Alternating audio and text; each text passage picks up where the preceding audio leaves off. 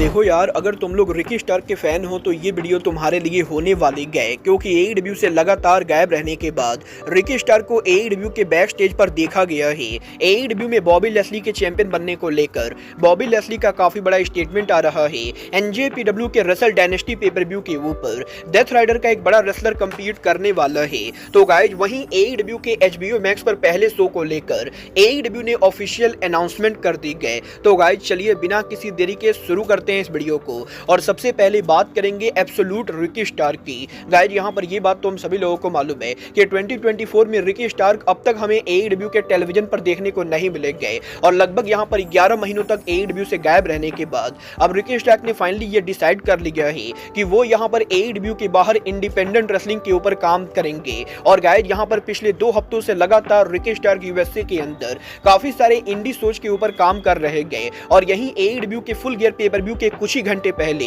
Ricky Stark को यहां पर एक और मेजर इंडी रेसलिंग इवेंट के ऊपर देखा गया, जहां पर रिकी स्टार्क जीसीडब्ल्यू रेसलिंग के लेटेस्ट शो के ऊपर हमें यहां पर शॉकिंग तरीके से अपीयर होते हुए दिखाई देते गए। और इसके बाद रिकी स्टार्क के द्वारा एक लंबा चौड़ा प्रोमो कट किया जाता है, जहां पर रिकी स्टार्क के पूरे प्रोमो के अंदर वो एईडब्ल्यू कंपनी के साथ उनके फ्रस्ट्रेशन को लेकर बात करते गए, और रिकी स्टार्क प्रोमो में ये बोलते गए कि वो यहां पर पिछले 10 महीनों से वेट कर रहे गए कि उन्हें यहां पर टीवी पर वापस बुलाया जाएगा, और एक टाइम पर वो एईडब्ल्यू कंपनी के अंदर एईडब्ल्यू के ओवन कप टूर्नामेंट को जीते थे। तो वहीं एक टाइम पर वो एईडब्ल्यू के टेलीविजन के one of the most prominent wrestler थे, बट पिछले 10 महीनों से जिस तरीके से एईडब्ल्यू कंपनी लगातार रिकी स्टार्क को इग्नोर कर रही गए, वो देखकर रिकी स्टार्क अब काफी ज्यादा फ्रस्ट्रेट हो चुके गए। और इसके बाद रिकी स्टार्क के प्रोमो के अंदर वो यहां पर एईडब्ल्यू के फॉर्मर सुपरस्टार और डब्ल्यूडब्ल्यूई के करंट सुपरस्टार सीएम पंक का रेफरेंस देते हुए एईडब्ल्यू कंपनी में उनके बैड बुकिंग को लेकर बात करते गए, और रिकी स्टार्क सीएम पंक की तरह ही सेम प्रोमो कट करते हुए सीएम पंक को ट्रिब्यूट देकर एईडब्ल्यू में उनके बुक ना होने को लेकर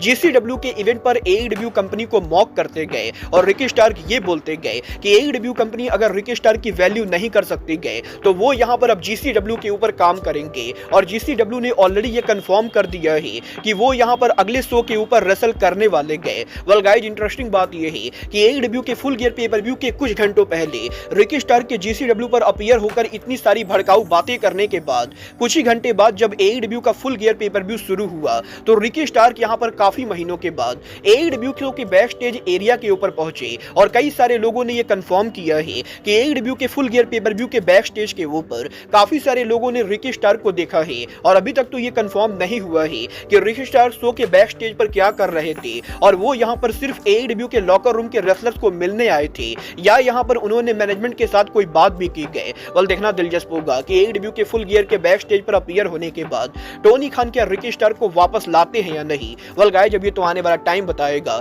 कि एब्सोल्यूट रिकी स्टार्क का रिटर्न कब होता है। बट गाइस, जहां तक बात रही रिटर्न करने की, तो गाइस ये बात तो हम सभी लोगों को मालूम है, एईडब्ल्यू सुपरस्टार केनी ओमेगा ने एनजेपीडब्ल्यू पर रिटर्न कर दिया है, और वो यहां पर रेसल डायनेस्टी पर टोक्यो डोम में रेसल करेंगे। बट अब यहां पर केनी ओमेगा के बाद एईडब्ल्यू का एक और रेसलर एनजेपीडब्ल्यू पर रिटर्न कर रहा है, और ये रेसलर और कोई नहीं बल्कि डेथ राइडर के मेंबर क्लॉडियो कैस्टेग्नोली गए। गाइस, यहां पर अगर आप लोग एलीट मेनिया को रेगुलर फॉलो कर रहे हो तो आपको याद होगा कि आज से करीबन 2 से 3 हफ्ते पहले मैंने आपको ये बात बताई थी कि जॉन मॉक्सली ने यहां पर प्रोमो में ये कंफर्म किया था कि टोक्यो डोम के अंदर जॉन मॉक्सली यहां पर उनके फैक्शन के किसी मेंबर को शोता इमिनो को फेस करने के लिए भेजने वाले गए, और जॉन मॉक्सली शोता इमिनो को ये सिखाएंगे कि रियल चैंपियन कैसा होता है। और गाइस, यही मॉक्सली के 3 हफ्ते पहले शोता इमिनो को वार्निंग देने के बाद आज एनजेपीडब्ल्यू जब उनका लेटेस्ट शो कर रही थी तो एनजेपीडब्ल्यू के शो पर शोता इमिनो के मैच के ओवर होने के बाद सडनली एक वीडियो पैकेज एयर होता है, और इस वीडियो पैकेज के अंदर जॉन मॉक्सली के फैक्शन के मेंबर क्लॉडियो कैस्टेग्नोली अपीयर होते गए,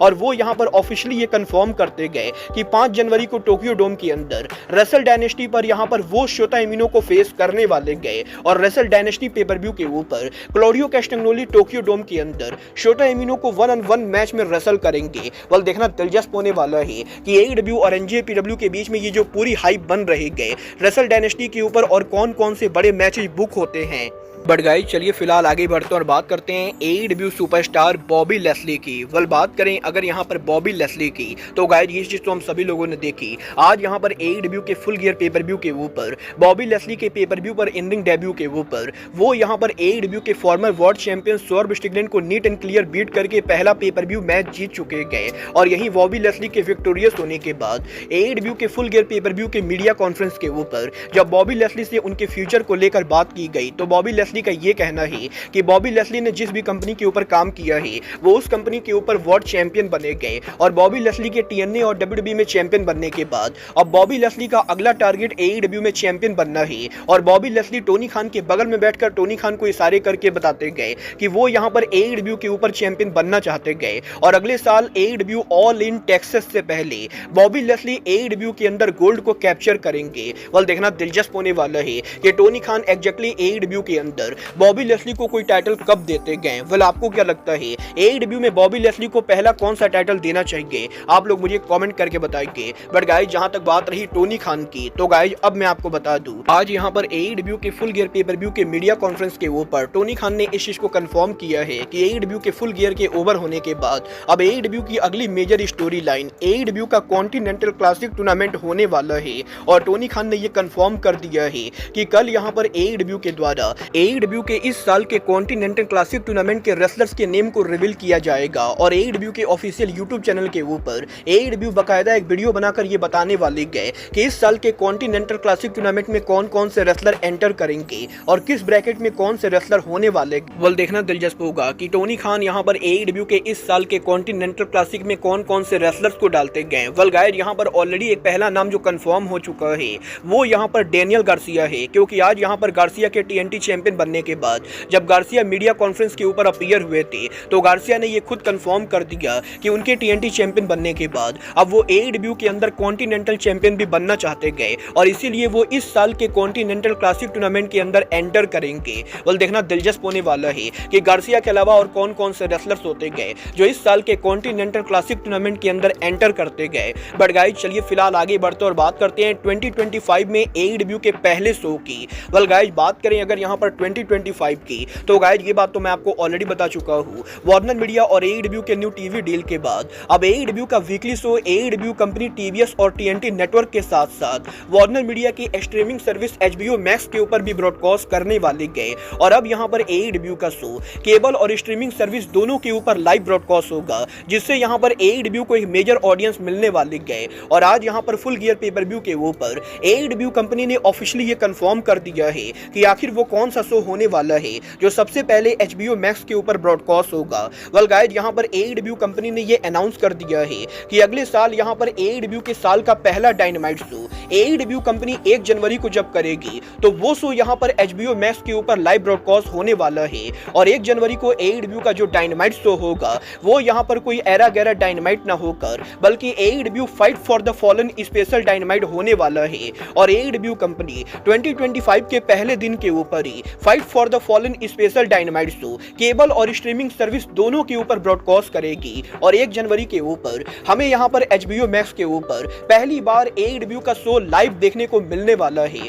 वल देखना दिलचस्प होने वाला है कि 1 जनवरी के ऊपर जब यहाँ पर एईडब्ल्यू का fight for the fallen show AEW company HBO max और टीवी दोनों के ऊपर ब्रॉडकास्ट करती गए तो एग्जैक्टली यहाँ पर दोनों जगह पर शो के ब्रॉडकास्ट होने के बाद केबल के ऊपर एईडब्ल्यू के व्यूअरशिप पर कोई इंपैक्ट पड़ता है या नहीं। और गाइस यहाँ पर एईडब्ल्यू के शो के 2 अलग प्लेटफॉर्म पर सेम टाइम पर ब्रॉडकास्ट होने के बाद एईडब्ल्यू कंपनी को इससे क्या प्रॉफिट होता है। वाला आपको क्या लगता है टोनी खान का एईडब्ल्यू के शो को दोनों जगह पर ब्रॉडकास्ट करना एईडब्ल्यू का सही डिसीजन है या नहीं, आप लोग मुझे कमेंट करके बताइए। बट गाइस अब आज के इस वीडियो में बस इतना ही, मैं मिलता हूं आपसे अपने अगले वीडियो में। बट गाइस तब तक के लिए good bye, good night and bang.